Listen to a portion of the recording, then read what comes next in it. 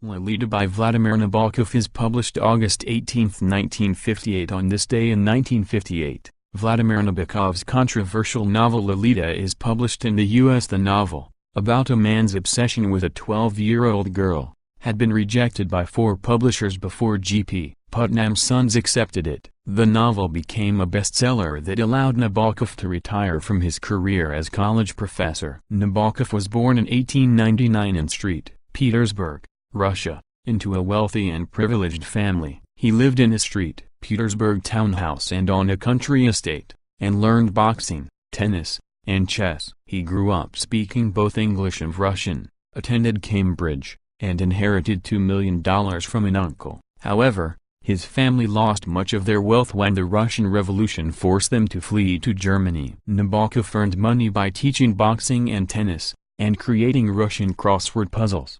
He worked during the day and wrote at night, sometimes in the bathroom so the light wouldn't bother his family. He wrote many novels and short stories in Russian. In 1939, the tall, athletic scholar was invited to Stanford to lecture on Slavic languages. He stayed in the U.S. for 20 years, teaching at Wellesley and Cornell, and pursuing an avid interest in butterflies. In fact, he was a research fellow at Harvard's Museum of Comparative Zoology and discovered several species and subspecies of butterflies. He and his wife, Vera, spent summers driving around the U.S., staying in motels, and looking for butterflies. The motels, the American landscape, and butterflies all figure prominently in various works. Nabokov's first novel in English was The Real Life of Sebastian Knight. His most successful books in the U.S. were Lolita and Ada, 1969, a family chronicle about a childhood romance between 2 close relations,